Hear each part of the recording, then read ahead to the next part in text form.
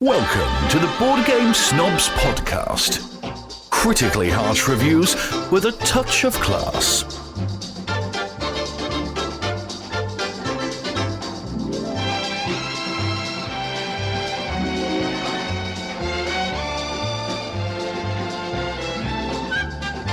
Go.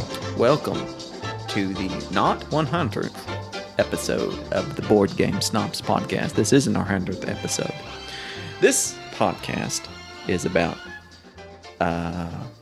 board games and other things and things related to board games. Primarily, it's hosted by this man. Hey, me. What's up? Of many things, Gabi, and myself. Pleasure to be here today. I am the star, and it is a pleasure for me to be here as well. It is pleasurable. People are pleasured to see me. Or hear you. Or hear me. Both. This is Jerry. And as I have previously spoke about, this is really going. This intro is rough right now. It's rough. I don't know why. Sometimes you wish you could. It's the first one. You know, when we record multiples, it's like the first one's always rough because like we got to get back in the groove. We've been away for 2 weeks or however many weeks away from each other. We got to get back in the groove. That's hard getting in the groove. Well, you're the one that opens up, so you need to come in swinging. I'm trying. Well, if only I could go back into time, I could redo. We could stop and record this intro. No, we like to just as we record, we just do it. It's how it is. It's how it should be. Well, go ahead. Are you going to carry it, or do you want me to do something? No, I'll carry it. I'm gonna do the intro. Speaking of carry, Fisher. Did you know that Princess Leia's hair in Star Wars was inspired by real Mexican rebels? Mexican rebels? Really? This says. No, wait a minute. Are you saying rebels as in they had a cause or without a cause and they were against the government, or were they rebels in the sense that people just wanted to wear different types of hairstyles and so they were rebelling against the current They wore leather jackets. the current hairstyle trends. Silver studs on them. Right. Oh. Now this says Star Wars may have taken place a long time ago in a galaxy far, far away, but the movie makers responsible for coming up with Princess Leia's iconic hairstyle for the film were inspired by some very real-life warriors. That had not the Golden State. The honey bun? In particular, the you can't say no. Soldaderas. I'm pretty sure that's how it is. Han Solo Soldaderas. Han Soldaderas. Yes. Or the female Mexican rebels who fought against the dictatorship of Porfirio Diaz around the beginning of the 20th century. It's believed George Lucas based Leia's double buns on a picture of Clara de la Roca, who was a colonel in the Mexican army.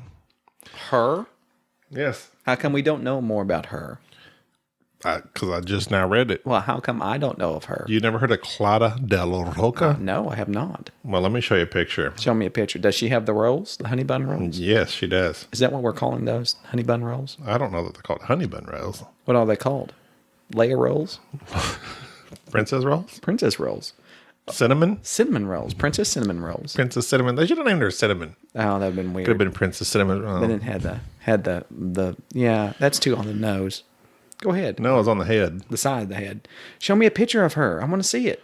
Clara del Roco. Is that what I said? Roco? Roco? As in Rococo, which is getting reprint? Which I am too cheap to purchase. Look. Oh, she does. She has the honey bun rolls. That's very nice. As well as a couple of 6-shooters. I like that. Real rebel. Who would have thought that Princess Leia is based on a real person, rebel / honey bun wearing warrior? I never knew that. I didn't either. Until I browsed the internet looking for did you knows. I really wish you had mentioned that before the intro, so we could have done the intro and then acted like we could have segued into that so easily. Let's redo the intro. Okay. And go. Hello, everybody. Hey, everybody. Hey, welcome. Sure wish I had some cinnamon right now. You do? Mm-hmm. I like the cinnamon challenge. This is Jerry with the board game. Oh, I'm on a roll with the board. See, the second time around, I'm on a biscuit. We're tearing it up. We're tearing it up. I'm feeling this intro more than that last. Call me Butter, because I'm on a roll. Do you know any fun facts, Gabi? Perhaps regarding pastries and princesses? Did you know fish skin can be used to heal burns? What? Fish You're skin? supposed to lead with the Princess Leia thing. Well, We're okay. not going to redo it. Oh. Are you serious? Sometimes it's so nice you got to do it twice. Fish skin Fish skin? can be used to heal burns. What kind of fish skin? In Brazil, I had a shark skin suit once. And those pants you're wearing right now? no. My shiny suit. I had a suit, had the jacket, had the pants, and it protected me against the insults from everybody. I always thought they looked better on salmon else.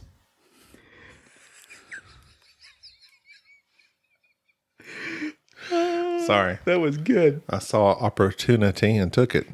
No, we're not doing this. We're not doing this. But for real, it says in Brazil, We need to regroup her.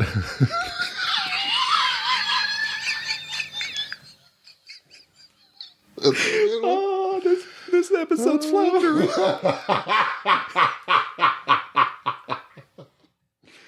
We'll keep going just for the halibut. Oh. It says, it says in Brazil, doctors lacking the supplies medical professionals in the United States might use are instead utilizing tilapia skin Oh, tilapia's nasty. to bandage and treat second and third degree burns because the scale-derived collagen can help heal wounds. This whole story sounds fishy. So they come up and they're like, are they shaving off the collagen? Or like the skin? I know, fish I'm just cells? reading this from like a Did You Know website. 125 facts to make you feel instantly smarter. No, It we doesn't do. go into great detail. I would imagine there would be. Hey, okay, stop right there. Write this down because this is a good idea. okay. This is a good idea for a movie. So you have a person who's been burnt, and he's in Brazil. He's a Brazilian person. That they're just Brazilian, and he goes to the doctor, and he's like, "We need to heal you, but we have no. All we have are these fish scales." He puts them on him, and they absorb into his cellular mitochondrial stuff, and then he becomes. He's like, oh, you're krilling me. Then he becomes like a fish man, like he can swim really Aqua fast. man. It, Never heard of him? I'm sorry. Think of- For a moment there, I forgot he exists. I was really pitching this idea like this was a good idea, but not so much like Aquaman. More like For God's sake, stick with it. I've had enough fish talk. I would like to talk about what we were going to talk about, which I was trying to hard merge into regarding time. And fish does remind you of the sea, which makes you think of the seven seas, which makes you think of pirates, which makes you think of Johnny Depp because the sea is very deep. We're going to talk about a game from TMG, Chrono. Corsairs. Chrono. Chrono. Is it Chrono or Chrono? Chrono Corsairs. Chrono? It's Just say it Chrono. like this. Chrono Corsairs. It's Chrono. It's Chrono Corsairs. Corsairs are the things that are those are the bussets. I'm talking about pirates. They're Chrono time pirates. They're time space pirates. They're chronic Corsairs. They're always around. They've been pirates for a long time. I'm talking a lot. So in Chrono Corsairs, I don't know what happens. It's really odd. That's because the game is not good. What? You just coming out swinging. Yes. Well, it's about going back in time. It's about being Well, pirates and and it really- going back in time through a time portal on an island. It's like a Groundhog Day scenario. Yes. But it's just not a good game. TMG did send it to us. They did. Without us asking They even. just said, "Here Very you kindly. go." I think that they Here probably. you go. I think they We're sent. doing rabbit puns now? I'm trying not to. I think they had sent out all the good games to real reviewers, and they were like, "Hey, these guys." What's left over? We got this one. No. Chrono Corsairs. Let's send that to Board Game Snobs.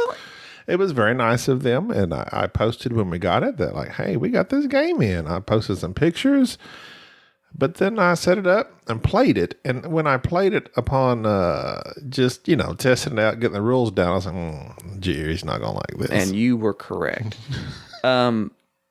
Number one, What's the Red Planet game I said? Mission Red Planet. Mission Red Planet.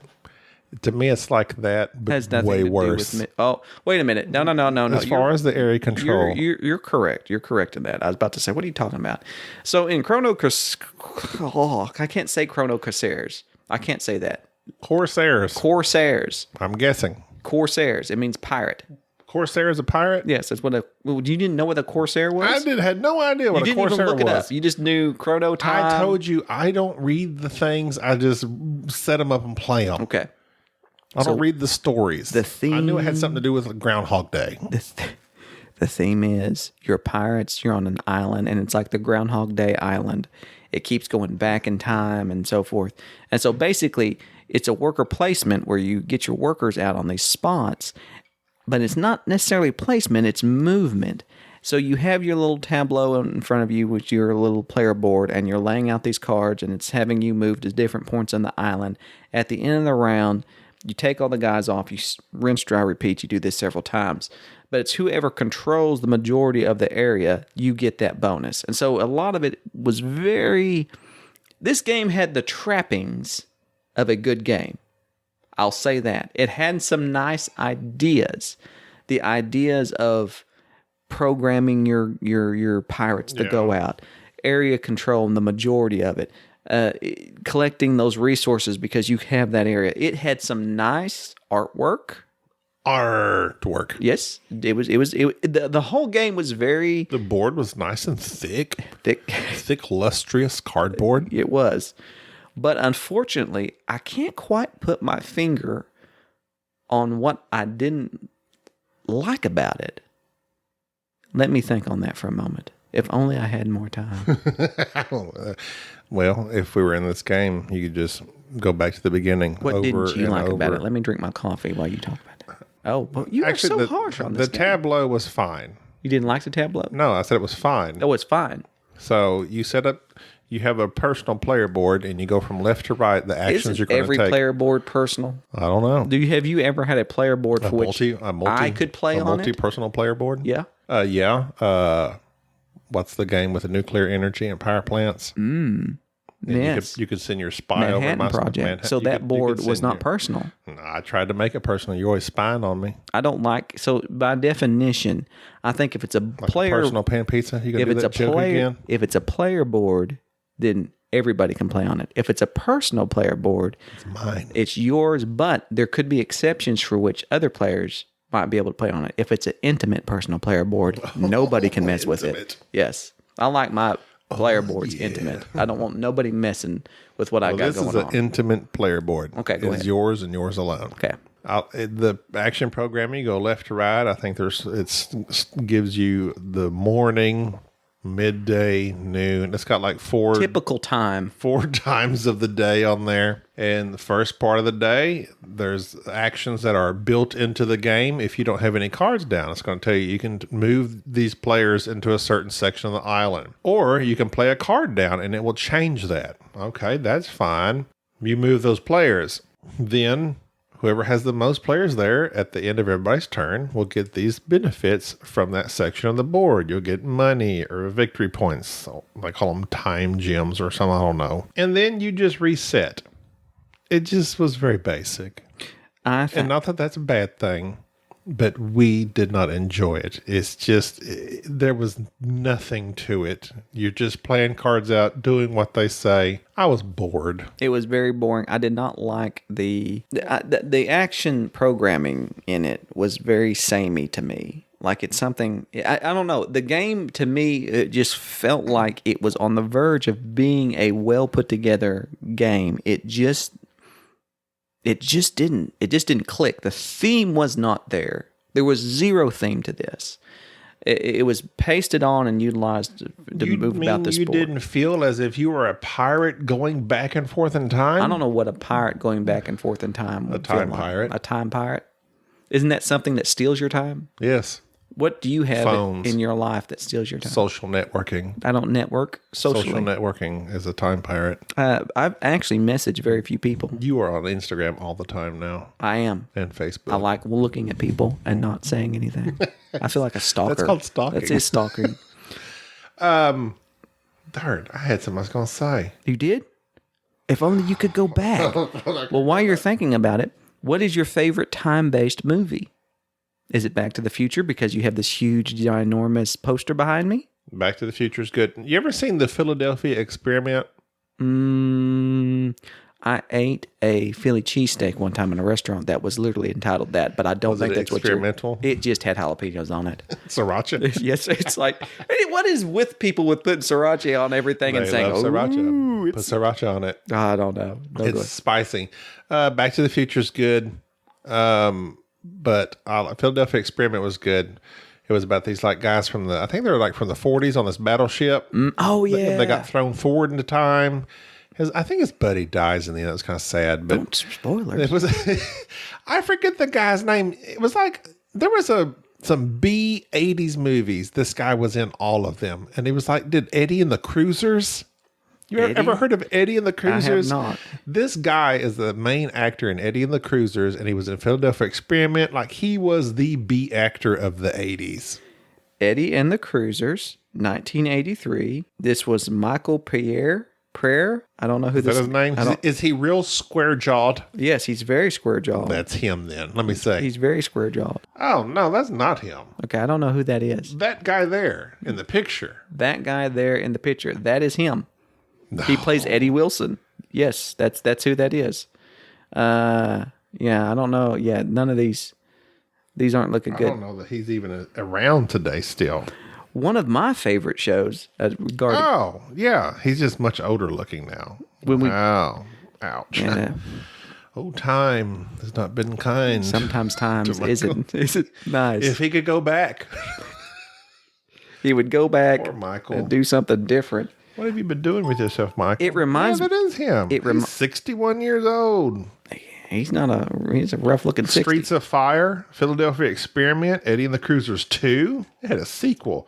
Hope Floats. He was in Hope Floats. You ever seen that? I've heard of it. I don't. Sandra Bullock. No, I don't watch anything with Sandra Bullock. Sandra Bullock and the guy that was like jazzy.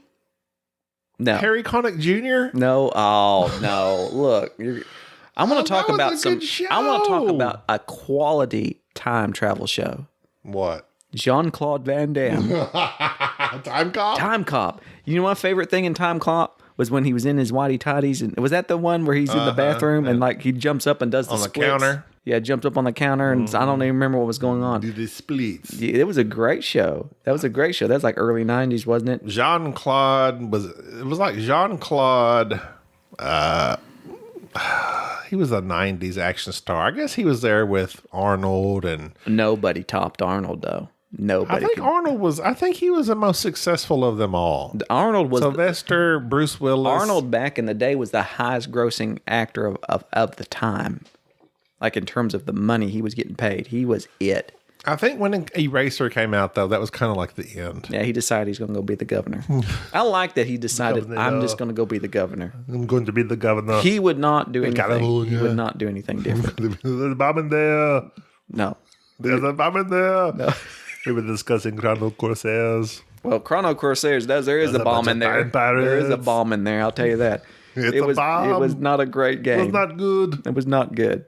But we do appreciate the effort, though. I think it's one of those games. Wait, look at you being nice today. Well, I'm drinking my coffee. I'm feeling... Well, that's the thing. Like, these designers create these board games. I'm like, I'm no designer. I could never do what they did. Does it bother you to look down upon somebody who's created something for which you have I don't look down upon them. I just think, for me personally, I thought it sucked. Well, like it's like it doesn't appeal to you. TMG doesn't listen to this. We'll see if we send them anything else. I like Dawn of Mankind. That light little Dawn game. of Mankind's really good. That was very simple, very nice, very good game. Matter of fact, who made that? I requested Who knows? TMG. I know they published it. I don't who know. designed I don't know. it? I don't know. Who knows? But I requested Yokohama TMG. I requested a copy of Dawn of Mankind, and they sent me Chrono Corsairs. I think it's like some sort of sick joke. We'll take your Dawn of Mankind and raise you a Chrono Corsairs. Like Wolfold. I'm out. Well, here's the thing. And I wanted to talk about this because we've recently played a game that was sent to us by... Who sent us that? Who sent us Space Explorers? Look at us just tooting our horn about all these games we've been sent. No, it was a listener sent us this. Wait, what? The gentleman who owns 25th Century Games, Space Explorers. Oh, Space Explorers, yes. Okay. So we played Space Explorers, and it's... Dan Elkhart. Elkhart. No, I have no idea. I think I just made that whole name up. That reminds me of Braveheart, which reminds me of the Dragonheart show. Was that Dragonheart? I am the last one. That one. That's my favorite. To the stars, Bowen. Yes. To the stars. That's the greatest show ever. They made like several sequels of those, didn't they? Yes, and they were all terrible. Oh, I want to go But the home. first one was good. Was that called Dragonheart? Dragonheart. If you with have not, Dennis Quaid. And Sean Connery as a dragon. Yes. He's played a Russian submarine commander. Well, so wait, Dragonheart, and literally one of the main phrases was, I am the last one. And then they made like 3 more movies. You know how that goes. Anyways. Part 2, just kidding. Oh, if you haven't watched Dragonheart, you got to watch it. It's a great show. Is it? Have you seen it lately? Does it hold up? It holds, man. Okay. Anything that is Okay. it holds up, man. You got to have that. So 21st, what was it? Space Explorers. How did we get to dragons? I don't know. I don't know where So Space Explorers is basically Splendor, but with a space theme. Now, if you've listened to this podcast prior, you've probably realized I don't like Luke Pryor. I don't like Splendor. Do you like Splendor? I don't like Splendor. What's Splendor? Never heard of it. That exactly. So It's been erased. You have been erased. Splendor is a very simple game of you're just taking these jewels, Governor of California. but they're not even actual jewels, they're poker chips. Jules Verne. And then you're giving in your Jules Verne poker chips and buying these cards out in the middle. And back and forth, back and forth. Space Explorers basically takes that same concept, but has a little tableau where you're buying these cards. The cards give you special powers and other resources on the cards that help you buy more cards. And it's basically Splendor stepped up. Literally a game that Jerry calls Splendor, but with cards and space. Right.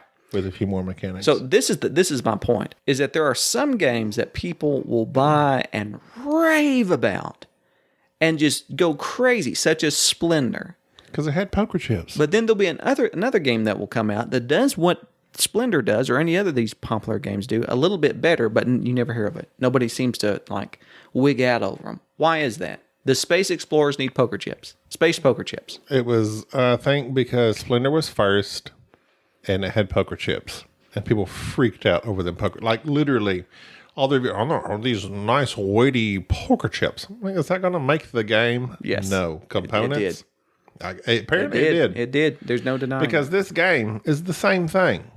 But it has some thick cardboard like missions that you're supposed electronic nobody missions likes thick cardboard missions. that you're supposed to get. For some reason, I imagine like a church made out of cardboard boxes, like those old Hispanic missions. Go to the mission. It's rained. It rained. Oh no! We gotta get some more boxes. Corrugated disaster. We need a door here. Okay. What were we talking about? Oh, he's talking about Space Explorers. So, it's that's my topic I want to talk about. It was the guy kindly sent it to us from 25th Century Games. Knowing that I don't like Splendor, you're a brave man. And he said, y'all can talk about it. You could not talk about it. Well, now we're talking about it. Did you like it? It was Splendor in space. It was better than Splendor. And so you thought it was better than Splendor? Yes, I'd play this more than I would Splendor. I think I prefer Splendor. Really? Splendor to me was just more straightforward. This one like added on these little extra rules. I mean, and is literally nothing, but it was like just enough to make it just stick with what you are. You're Splendor. Don't try and be a fancy Splendor. What was the thing? They had like, They had various powers that the cards did. Okay, so if you bought this certain type of card and you had bought 3 of them, well, then that would subtract 3 of these symbols that you would need off your next purchase. It's like you get rewarded for buying the same type of a kind. I don't know. To me, it just added on unnecessary rules to a straightforward game. I would just give me the straightforward game. So you think that if a game promotes? Is that a thing? Promotes? No. Purports? I'm not saying that applies to every game. I can't use words. A Splendor is it's a Splendor set collection. Mm-hmm. It's most basic form. This one had that. It was fine. I had no problem with it. But I don't know, something about the little extra rules. Like me and you were like constantly. There's a lot of iconology on this game. And This so is true. I'm having to look up, what does this card do? And some of these cards have like special powers, and it was a convoluted splendor. Convoluted splendor. Believe it or not. It's like you look good, but I'm not sure. In all your convoluted splendor, there you sit. Well, I think it's something that You think or think? I think that many in the industry will take a game and say, this is the success that has been seen, the commercial success of this board game. Let me see if I can't recreate it. Let me see if I can't build on something. And Those hefty poker chips. the danger comes from They should have made them like comets or space dust or stars. taking a game that's simple and then trying to make it slightly complicated. And I guess I could see your argument there. I think that with me, though, I enjoy a little more meat on my games. And so even in a filler game, when we're playing it, like Splendor, I check out. It's too light. So I think everybody has a zone of entry for what they consider a light game. Like it's so light. No, I don't think it's not that we check out on light games. It's how interesting is that game. You don't find Splendor at all interesting. Neither do I. But I will play it. But this to me wasn't interesting enough to make it worth the extra rule set. I would agree with that. I think, well, I'm not necessarily with this game, but I would agree that at sometimes games will have more rules than what's required. In an attempt to make the game a little more complicated, a little more strategic, they add on rules that simply are not necessarily to be there. One of the things that we absolutely hate is when games have special powers, asymmetrical powers, or things of that nature that add to the game or add certain rules. It's another thing that you have to remind. For instance, we talked about Barrage in a previous podcast about how much I liked it. Well, one of the things I did not is that each player board has its own special powers, and it's just another added on rule. And often when we're teaching that game, I say just completely ignore your player board. This one little rule that your character breaks, just play the game normally. We'll pick up on this later. Okay, well, we received this from Chad Elkins. Dragonheart, as you said. Chad Dragonheart Elkins. From 25th Century Games. He was very kind. He wrote us a very nice email. He heard us on Sporadically Board. Oh. And so then he's like, he wants to send us this game out of the niceness of his heart. Now that I've crapped on it, I feel bad. You should, because I at least had the decency to halfway like it. He said, I will say, given your hatred for Splendor, that the game is a more gamers thinky tableau building game with some similarity to Splendor. I agree. Dear Chad, please don't take the game was fine. It didn't do for me what I'm just Splendor. I don't care for Splendor, but I would just stick with basic Splendor. Jerry seems to like this game better than Space Explorers. If you enjoy Splendor, check out Space Explorers. You may like it more than we did. Oh, that's not much of. Wait a minute. This is the level of unpreparedness I bring to this podcast. Yes. I did not realize that his company made Jurassic Parts, Parts. Right. I did not know that. I've been wanting to play Jurassic Parts. That's the. Forget him sending us that one.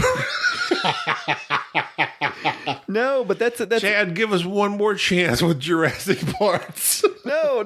And winner, chicken dinner. I've heard people talk about that. I was just interested. I didn't look up what games they had published. I do love space-themed games, and this one's fine. I'm going on too long. I'm trying to be nice. You're feeling bad. You're feeling bad because you said something, and now this guy was nice. And you're I'm feeling bad. Nice You know what? Because I had an opinion, and usually I'm not being the Jerry with a strong opinion, but I can't help that the one time you wanted me to hate on something, I'm like, this is decent. I'm okay with this. I said it was decent. Just give me the basics of Splendor, though. Oh, I see. Okay. I'm glad that you wound this up.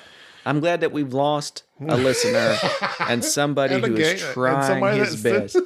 So, 25th Century Games. He didn't make the game. He was just the publisher. the guy who made the game, I believe, was the same guy who made Viceroy, if I'm not mistaken. Never. What is that? Oh, you haven't heard of Viceroy, have you? Oh, boy, you're making a what's fool of Viceroy? yourself. You're supposed to be a I'm media fool. person. Am I? I don't know. I'm an idiot with a microphone. Well, 25th century game, Jurassic Parks looks good.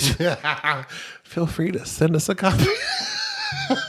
Hey, buddy. Hey, Chad. What's up? Dragonheart. Please. Call him by his nickname. I am the last one. That was the last one. That was the last one. That's the last one you'll ever get.